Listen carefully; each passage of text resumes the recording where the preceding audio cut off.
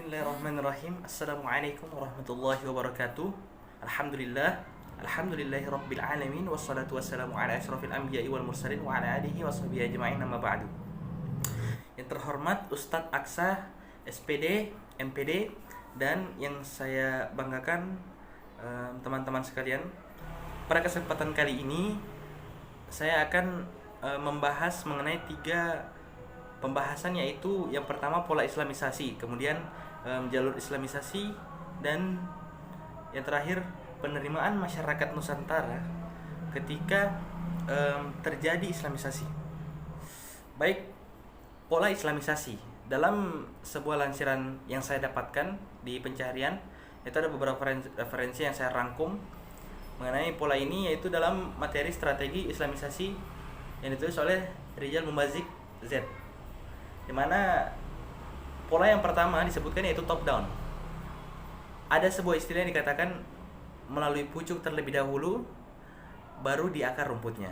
Yang artinya, jika raja penguasa memeluk Islam, maka bawahan atau anak buah bahasanya, bawahannya rakyat otomatis mengikutinya. Arti dari istilah tadi. Nah, pola ini itu diterapkan di kerajaan-kerajaan dengan struktur patronisme yang kuat, seperti di Malaka atau di kerajaan Goa juga, kerajaan Goa Sulawesi Selatan. Kemudian yang kedua di sini ada 2 pola ya, dan yang kedua ini terakhir pola bottom up. Pola ini dijalankan diantaranya oleh Wali Songo dan murid-muridnya di berbagai kawasan banyak yang menjadi muridnya, bahkan itu bisa kita sebut sekarang yaitu santri. Nah, itu Wali Songo dikenal dengan seorang kiai yang mengajari banyak murid, dan murid itu disebut para santri-santrinya. Seperti itu.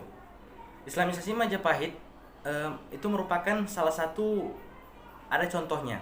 Para penyebar Islam menyisir di kawasan pinggir terlebih dahulu atau di kawasan pesisir, di rakyat-rakyat yang agak jauh dari mungkin daerah kota istilahnya. Contohnya dengan cara mendirikan kantong-kantong santrinisasi yang tadi saya sebutkan, kantong-kantong santrinisasi bahasanya. Kemudian di sini saya akan menjelaskan mengenai jalur islamisasi, apa saja yang menjadi jalur islamisasi. Saya lansir dari salah satu referensi, yaitu penulisnya Gama Prabowo, dan yang mengedit editornya Serafika Gisja. Apa yang menjadi jalur islamisasi? Yang pertama, di sini saya akan sebutkan jalur perdagangan. Jalur perdagangan merupakan saluran utama penyebaran Islam di Nusantara. Jadi ini merupakan jalur Islam yang pertama kali, yaitu jalur perdagangan. Dalam suatu buku Arkeologi Islam Nusantara tahun 2009, di mana pembawa dan penyebar agama Islam pada masa-masa permulaan adalah golongan pedagang. Bahkan disebutkan dalam suatu buku ya. Kemudian yang kedua yaitu jalur pendidikan. Islamisasi di Nusantara semakin berkembang pesat ketika para ulama atau guru agama atau bahkan raja turut menyebarkan agama Islam melalui pendidikan atau melalui ajar mengajar begitu. Para ulama dan guru agama mendirikan pondok pesantren, nah ini sebagai tempat pengajaran Islam dan keterampilan hidup bagi masyarakat Nusantara. Kemudian yang ketiga ada jalur perkawinan. Jalur perkawinan merupakan salah satu cara yang mudah dan efektif dalam islamisasi Nusantara. Mengapa dikatakan mudah, bahkan dikatakan juga efektif? Karena ini menyangkut dengan jalur yang pertama, jalur pedagang. Jalur perdagangan. Pedagang Islam banyak yang melakukan perkawinan dengan kaum perempuan pribumi dari kalangan bangsawan hingga anggota kerajaan. Kemudian ada jalur tasawuf. Tasawuf ini dapat diartikan ajaran ketuhanan yang berfokus pada pembersihan diri dan mensucikan diri. Pada perkembangannya, di mana ajaran ini kerap dikaitkan dengan hal-hal bersifat magis.